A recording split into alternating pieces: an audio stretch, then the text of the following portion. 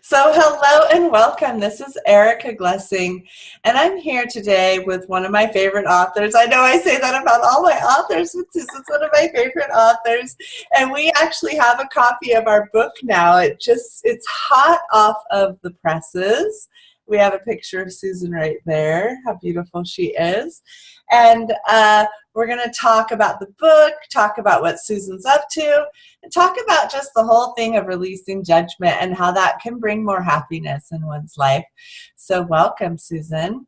Thank you, Erica. Thank you so much for creating this magical place for us to chat and share together. So Susan, tell me a little bit about your chapter. And you kind of took on parenting, which that's pretty big. That's all. It was interesting when I was taking a look at the what would like to be created with this chapter, and what continued to pop were all of these fun times I had with my son Nicholas. And all the areas where I thought I was right, correct, perfect, I'm the mom, this is the way it has to be, you know, I'm in charge, I'm the adult. And then I had everybody else validating, yeah, you're the mom, you're right, you're supposed to do it this way, you've got to do it that way. So I just stepped right in with that. And guess what? It didn't work. Not at all. You're kidding. Oh, that whole thing of like being perfect didn't work. Yeah, no. And when it was like, everyone says like the terrible twos, yeah. You know, we never really had terrible twos. We went to like the thrilling threes. And so he's 13 now, and we're still having this thrilling, terrible time kind of a thing until I really sat back when he was 5 or 6 and took a look at how things were showing up and how I was with and what I was asking and demanding and requiring of him. And he was just not having it, Erica. Wow. Like, no. Yeah.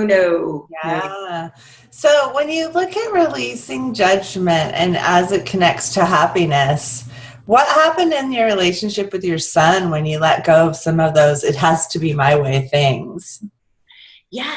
You know, it literally shifted from the wrongness to like, okay, so what could we create that would gift us both even more ease? Thank you. And believe it or not, he knew. You know, unbeknownst to like all the parenting professionals that, you know, the parents have to figure it out, and you know, how many therapists have all of these like ways and things to fix and manipulate and coordinate and, you know, strategies and, you know, all that kind of stuff. And I was like, you know, what if we just asked our kids? Wow. and he knew. Yeah. And then it surpassed anything I could think was possible, you know, with everything. Like, you know, how many kids like to go grocery shopping? We do.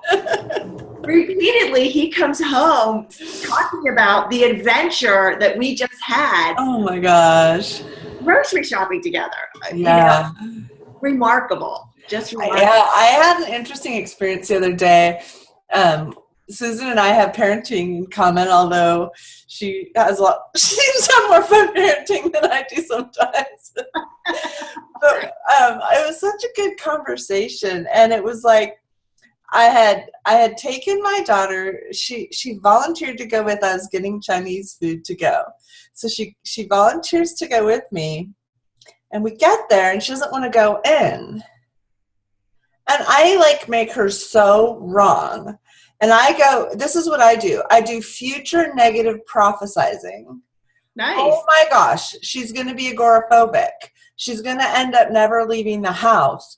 I have to break her of this need to sit in the car while I go in and get the food. She needs to come with me. She has to carry the food. It has to be done a certain way.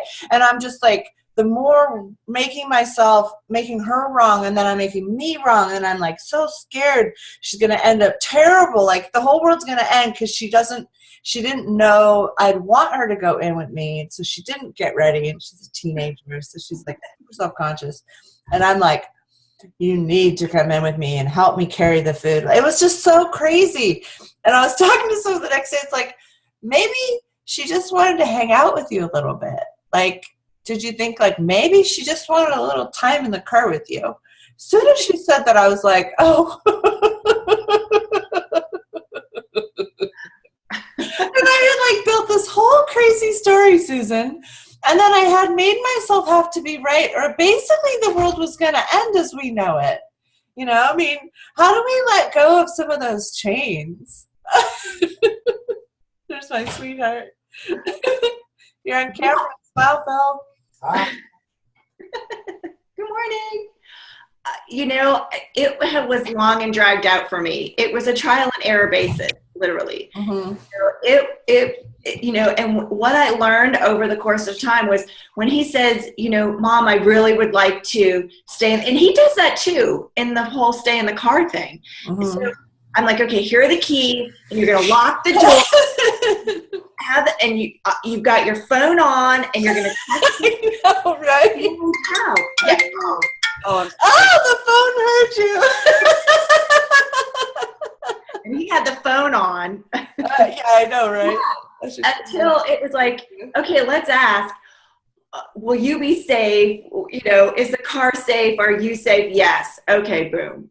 You know, and when you get a yes, it was like, and everything ended up, you know, being fine. He actually knew what was going to work for him. And the times when I forced him to do something that he and his body were like, you know, no, I really would not like to do that now, you know, actually created more dis-ease, you know, with his body. Because that's not what he was looking for or what was required at the time. He just needed to decompress a little bit in the car by himself and not go in at that time. And I was not honoring that.